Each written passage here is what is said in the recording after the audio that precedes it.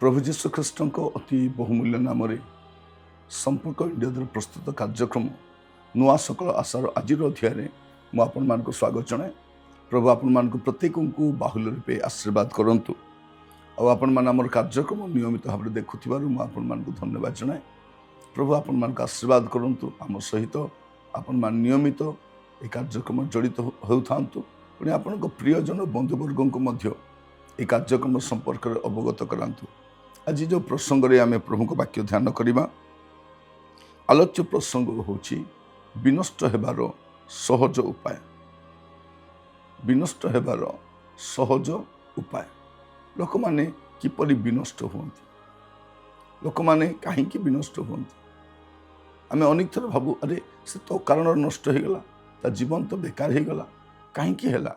आमे बसिकी केबे समीक्षा करिछु। आज मुझे कहवा चाहे होशे भविष्यवक्ता पुस्तक तार 4 पर्व 6 पद। होशे 4 पर्व 6 पद एठार लेखा जाए आंभर लोक माने ज्ञानर अभाव सकाशु विनष्ट होई अछंती। कारण तुम्हें ज्ञान ग्राह्य करियछ, आमे मध्य तुमको ग्राह्य करियछु। तहिरे तुम्हें आमर जाजक होई हेबो नाही। तुम्हें अपना परमेश्वर को व्यवस्था पासरिबारु आंभे मध्य तुम संतान गुण को पासरी पकाइबा। एठार आम देखु जे कहीं जड़े लोक विनष्ट हुए, सहजरे विनष्ट हुए। विनष्ट होवार सहज उपाय कौन? जेतेबेले जड़े व्यक्ति ज्ञानर अभाव हो जाए। प्रभु निजे कहते आंभर लोक माने ज्ञानर अभाव सकाशु विनष्ट होई अछंती। को ज्ञान? ईश्वरीय ज्ञान, जागतिक ज्ञान तो भरी रही। आम ठारे जगतर ज्ञान यथेष्ट परिमाण रे अछि, किंतु अभाव अछि कोटा? ईश्वरीय ज्ञान, प्रभु विषयक ज्ञान। ए प्रभु विषयक ज्ञान आम जीवन न रहिबा द्वारा आम जीवन रे विनष्ट आसुछि। आमे विनाश होछु। कहीं गुड़े विषय तो आम जानिछु, जागतिक विषय जानिछु, जावतीय विषय जानिछु, किंतु गोटे विषय जानिनु ईश्वरीय ज्ञान। प्रभु कौन चाहती, मु कौन करिबी बोली प्रभु चाहूछंती। बलका सबुतक विषय आम जानिछु। आज ए मॉडर्न जुगरे टेक्नोलोजी थिबा द्वारा आम समस्त विषय भलरे जानी पारुछु। आउ एआई आसीबा द्वारा आउरी सहज हो गला गुड़े विषय जानिबा।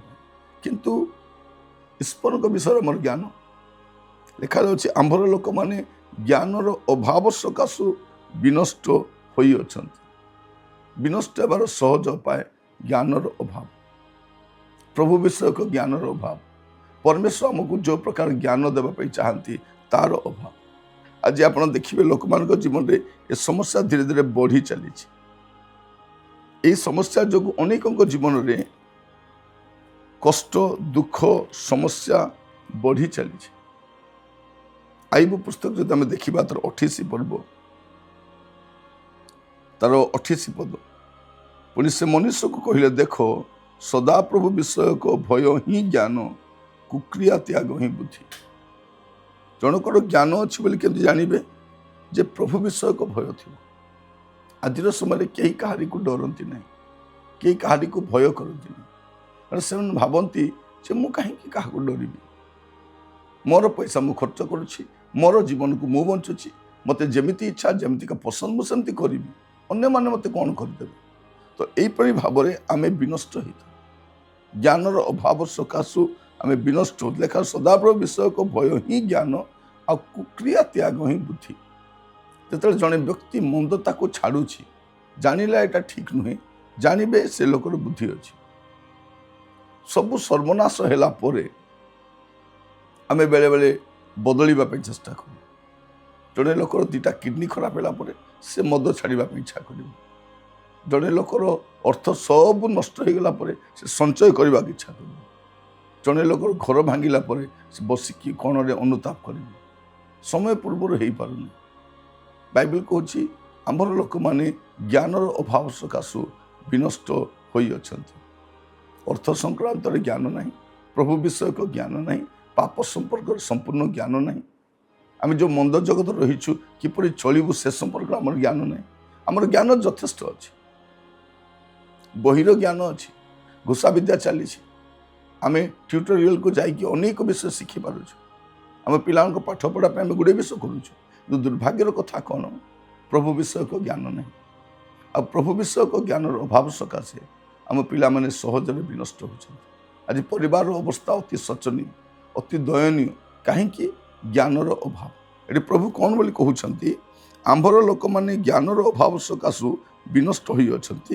ତୁମେ ଜ୍ଞାନ ଅଗ୍ରାହ୍ୟ କରିଅଛ, ଆମ୍ଭେ ମଧ୍ୟ ତୁମକୁ ଅଗ୍ରାହ୍ୟ କରିବୁ। ପ୍ରଭୁ ବିଷୟକ ଜ୍ଞାନ ଯେତେବେଳେ ଅଗ୍ରାହ୍ୟ କରୁ ତାମାନେ ପ୍ରଭୁଙ୍କୁ ଅଗ୍ରାହ୍ୟ କରୁ। ବାକ୍ୟକୁ ଉପେକ୍ଷା କରୁଛୁ ମାନେ ପ୍ରଭୁଙ୍କୁ ଉପେକ୍ଷା କରୁଛୁ। ବାକ୍ୟର ପ୍ରଭୁଙ୍କୁ ଉପେକ୍ଷା କରୁଛୁ। ବାଇବେଲ କାହିଁକି ପ୍ରଭୁ ଦେଇଛନ୍ତି? ଏଇଥିପାଇଁ ଦେଇଛନ୍ତି ପଢ଼ିବା। ମୁଁ ଆପଣଙ୍କୁ ପଚାରିବା ପାଇଁ ଚାହେଁ, ଆପଣ ବାଇବେଲକୁ କେତେଥର ପଢ଼ିଛନ୍ତି? ଭଲରେ ପଢ଼ିଛନ୍ତି କି? ନିଜ ପାଇଁ ଥରେ ପଢ଼ନ୍ତୁ। ବାଇବେଲକୁ ଭଲ କରି ତନ ତନ କରି ପଢ଼ନ୍ତୁ। ଦେଖିବେ ପରମେଶ୍ୱରଙ୍କର ବାକ୍ୟ ଆପଣଙ୍କ ପାଇଁ ଲେଖା ହେଇଛି, ଆପଣ ବୁଝିପାରିବେ। ପ୍ରଭୁ ଆପଣଙ୍କ ପାଇଁ ହିଁ ବାଇବେଲ ଲେଖିଛନ୍ତି, ଆପଣଙ୍କ ଭାଷାରେ ବାଇବେଲ ଦେଇଛନ୍ତି। ଆପଣ ଥରେ ପଢ଼ିବା ପାଇଁ ଚେଷ୍ଟା କରନ୍ତୁ। ଯଦି ଆମେ ପଢ଼ିବା ନାହିଁ ଆମେ ଗୁଡ଼ିଏ ବିଷୟ ଜାଣିପାରିବାନି। ଲେଖାରେ ତ ତୁମ୍ଭେ ଆମର ଯାଜକ ହେବ ନାହିଁ, ତୁମ୍ଭେ ଆପଣା ପରମେଶ୍ୱରଙ୍କ ବ୍ୟବସ୍ଥା ପାସରିବାରୁ ଆମ୍ଭେ ମଧ୍ୟ ତୁମ ସନ୍ତାନଗଣକୁ ପାସରି ପକାଇବା। ମାନେ ଭାବି ଦେଖନ୍ତୁ କି କଷ୍ଟ କି ଦୁଃଖ ଯେ ପରମେଶ୍ୱର ଏଠି କହୁଛନ୍ତି ଆମେ ତୁମର ସନ୍ତାନଗଣକୁ ପାସରିବା। ମାନେ ବିନଷ୍ଟ ହେବାର ସହଜ ଉପାୟ କ'ଣ? ଆମ ପିଲାମାନେ ମଧ୍ୟ ବିନଷ୍ଟ ହେଇଯିବେ ଯଦି ପିତାମାତା ଭାବରେ ଆମେ ବାକ୍ୟକୁ ଉପେକ୍ଷା କରୁଛୁ। ମୁଁ ଖାଲି ପଚାରିବା ପାଇଁ ଚାହେଁ ଆପଣଙ୍କୁ, ଆପଣ ବାଇବେଲ କେତେ ପଢ଼ନ୍ତି? ବାଇବେଲ ପଢ଼ନ୍ତି କି? ନିୟମିତ ପଢ଼ନ୍ତି କି? କାରଣ ପ୍ରଭୁ କହୁଛନ୍ତି ଆମ୍ଭର ଲୋକମାନେ ଜ୍ଞାନର ଅଭାବ ସକାଶୁ ବିନଷ୍ଟ ହୁଅନ୍ତି। ବାକି ଜ୍ଞାନ ରହିଛି, ଜଗତର ସତ ମିଛ କହିବାର ଜ୍ଞାନ ଅଛି, ଜଗତର ସମସ୍ତ ବିଷୟ ଉପରେ ଜ୍ଞାନ ଅଛି, କିନ୍ତୁ ଈଶ୍ୱରୀୟ ଜ୍ଞାନ ନାହିଁ। ଆଜି ଏଇଟା ହେଉଛି ଆମର ବଡ଼ ସମସ୍ୟା। ମୁଁ ଆପଣମାନଙ୍କୁ କହିବା ପାଇଁ ଚାହେଁ, ଆସୁ ଆମେ ଚେଷ୍ଟା କରୁ, ନଚେତ୍ ଆଗାମୀ ସମୟରେ ଆମେ ପ୍ରଭୁଙ୍କ ଠାରୁ ଦୂରକୁ ଦୂରକୁ ଚାଲିଯିବୁ। ଯଦି ଆମେ ପ୍ରଭୁଙ୍କ କଥା ଶୁଣିବା ନାହିଁ, ପ୍ରଭୁ ବି ଆମ କଥା ଶୁଣିବେ। ଆମେ ଅନେକ ଭାବୁଛୁ ଯେ ପ୍ରଭୁ କାହିଁକି ମୋ କଥା ଶୁଣୁନାହାନ୍ତି, ମୋ କଥା ପ୍ରଭୁ କାହିଁକି ଶୁଣୁନାହାନ୍ତି, କାହିଁକି ମୁଁ ଶୁଣୁନାହିଁ। ମୁଁ ଶୁଣୁନଥିବାରୁ ପ୍ରଭୁ ବି ମୋ କଥା ଶୁଣୁନାହାନ୍ତି। ପ୍ରଭୁ କେମିତି କଥା ହୁଅନ୍ତି? ପ୍ରଭୁ ବାକ୍ୟ ଦ୍ୱାରା କଥା ହୁଅନ୍ତି, ସେ ବାକ୍ୟ ମାଧ୍ୟମରେ କଥା ହୁଅନ୍ତି। କିନ୍ତୁ ମୁଁ କ'ଣ କରୁଛି? ତାଙ୍କ ବାକ୍ୟକୁ ଶୁଣୁନାହିଁ, ମୁଁ ବାକ୍ୟକୁ ଉପେକ୍ଷା କରୁଛି। ତେଣୁ ଆଜି ମୋ ପାଇଁ ଗୋଟେ ସୁଯୋଗ ଅଛି। ମୁଁ କ'ଣ କରିପାରିବି? ପୁଣି ଥରେ ବସିକି ଜୀବନକୁ ସମୀକ୍ଷା କରିପାରିବି। ମୁଁ ଯେଉଁ ବିନାଶର ଦ୍ୱାର ଦେଶରେ ରହିଛି ସେଠୁ ମୁଁ ଫେରିପାରିବି। ଲେଖାଯାଉଛି ହିତୋପଦେଶ 28 ପର୍ବ ତାର 9 ପଦ ଦେଖିବା। ଲେଖାଯାଉଛି ଯେଉଁ ଲୋକ ବ୍ୟବସ୍ଥା ଶୁଣିବାରୁ ଆପଣା କର୍ଣ୍ଣ ଫେରାଏ ତାର ପ୍ରାର୍ଥନା ହିଁ ଘୃଣାର ବିଷୟ ହୁଏ। ଜଣେ ବ୍ୟକ୍ତି ଯେତେବେଳେ ବ୍ୟବସ୍ଥା ଶୁଣିବାରୁ ଆପଣା କର୍ଣ୍ଣ ଫେରାଏ ତାହାର ପ୍ରାର୍ଥନା ମାନେ ତାର ଗୁହାରି, ସେ ଯାହା କହିବା ପାଇଁ ଚାହୁଁଛି ତାହା ପ୍ରଭୁ ଘୃଣା କରନ୍ତି। ତେଣୁ ଆଜି ସୁଯୋଗ ଅଛି ଆମ ପାଇଁ, ଆମେ ବସି ସମୀକ୍ଷା କରିପାରିବା, ଆମେ ବସି ତର୍ଜମା କରିପାରିବା, ଆମେ ଦେଖିପାରିବା ଯେ ପ୍ରଭୁ ଆମକୁ କ'ଣ କହିବା ପାଇଁ ଚାହାନ୍ତି। ମୁଁ ତ ଗୁଡ଼ିଏ ବିଷୟ କହିବା ପାଇଁ ଚାହୁଁଛି, ମୁଁ ତ ପ୍ରଭୁଙ୍କୁ ଗୁଡ଼ିଏ ବିଷୟ ଜଣାଇବା ପାଇଁ ଚାହୁଁଛି, କିନ୍ତୁ ପ୍ରଭୁ କାହିଁକି ଶୁଣୁନାହାନ୍ତି? ତା ପଛର ମୂଳ କାରଣ କ'ଣ? ମୁଁ ପ୍ରଭୁଙ୍କ କଥା ଶୁଣୁନାହିଁ। ଆଜି ପ୍ରଭୁ ଆମ ସମସ୍ତଙ୍କୁ କହିବା ପାଇଁ ଚାହାନ୍ତି, ବିନଷ୍ଟ ହେବାର ସହଜ ଉପାୟ ଏଇଟା।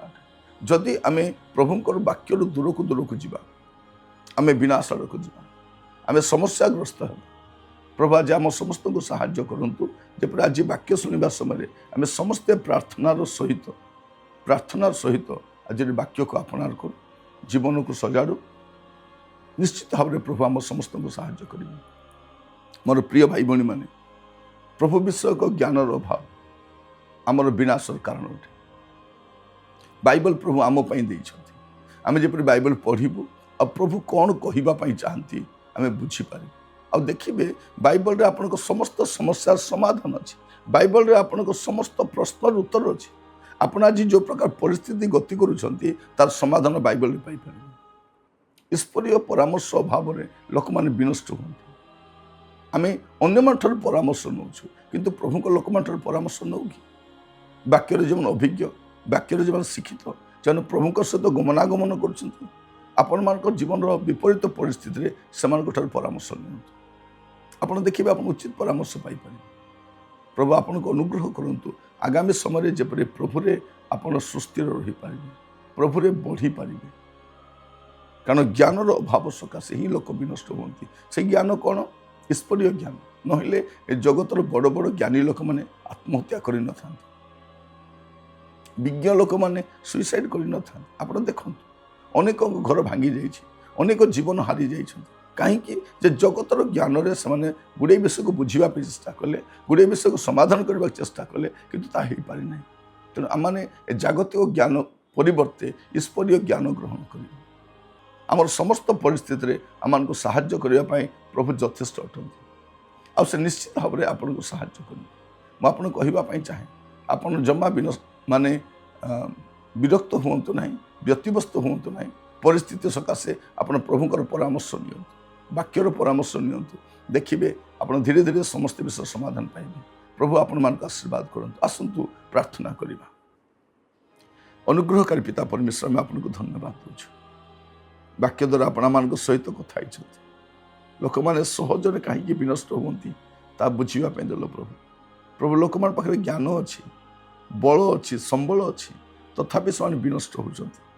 କାରଣ ଈଶ୍ୱରୀୟ ଜ୍ଞାନର ଅଭାବ। ପ୍ରଭୁ ଆମମାନଙ୍କୁ ଅନୁଗ୍ରହ କର ପ୍ରଭୁ, ଯେମାନେ ଆମେ ଆପଣଙ୍କର ରୋଗକୁ ଶୁଣିପାରିବୁ, ଆପଣଙ୍କର କଥାକୁ ଶିରୋଧାର୍ଯ୍ୟ କରିପାରିବୁ, ଆପଣ ଯାହା କହିବା ପାଇଁ ଚାହୁଁଛନ୍ତି ତାହା ଗ୍ରହଣ କରିପାରିବୁ। ଆମମାନଙ୍କୁ ଅନୁଗ୍ରହ କର। ପ୍ରିୟ ପିତା ପରମେଶ୍ୱର, ମୁଁ ପ୍ରାର୍ଥନା କରେ ପ୍ରଭୁ ପ୍ରତ୍ୟେକଙ୍କ ସହିତ ରହି କଢ଼େଇ ନିଅନ୍ତୁ। ଦୟା କରନ୍ତୁ, ଦୟା କରନ୍ତୁ। ଏ ପ୍ରଭୁ ପରମେଶ୍ୱର, ଆପଣଙ୍କ ନାମର ଜୟଗାନ ହେଉ, ଆପଣଙ୍କ ନାମର ସ୍ତୁତି ପ୍ରଶଂସା ଯୁଗେ ଯୁଗେ ହେଉ ପ୍ରଭୁ। ଏ ପ୍ରଭୁ ଆଗାମୀ ସମୟରେ ଆମେ ଯେପରି ବାକ୍ୟକୁ ପ୍ରାଧାନ୍ୟ ଦେଇ ବଞ୍ଚିପାରିବୁ, ଏଥିପାଇଁ ଆପଣ ଆମମାନଙ୍କୁ ସାହାଯ୍ୟ କରନ୍ତୁ। ମୁଁ ଯାହା ମାଗି ନାହିଁ ଦୟାରେ ଦାନ କର, ଦୟାରେ ଦାନ କର, ସାହାଯ୍ୟ କର, ଅନୁଗ୍ରହ କର। ଏ ପ୍ରଭୁ ପରମେଶ୍ୱର, ଆପଣଙ୍କ ନାମ ସ୍ତୁତି ପ୍ରଶଂସା ଗୌରବ ଯୁଗେ ଯୁଗେ ହେଉ। ବାକ୍ୟ ଦ୍ୱାରା କଥା ହେଇଥିବାରୁ ଧନ୍ୟବାଦ ଦେଉଛି। ପ୍ରତ୍ୟେକଙ୍କୁ ଆପଣଙ୍କୁ ବଳବନ୍ତ ସ୍ତୋତ୍ର ରଖି ପ୍ରାର୍ଥନା ଆମର ପ୍ରାଣର ପ୍ରିୟ ଯୀଶୁଙ୍କ ନାମରେ ମାଗିଲି, ଆମେନ୍। ପ୍ରଭୁ ଆପଣମାନଙ୍କୁ ପ୍ରତ୍ୟେକଙ୍କୁ ବାହୁଲ୍ୟ ରୂପେ ଆଶୀର୍ବାଦ କରନ୍ତୁ। ପ୍ରଭୁ ଅନୁଗ୍ରହ କଲେ ଆସନ୍ତା ଅଧ୍ୟାୟରେ ଜଡ଼ିତ ହେବା। ବିଦାୟ ଦିଅନ୍ତୁ। ନମସ୍କାର।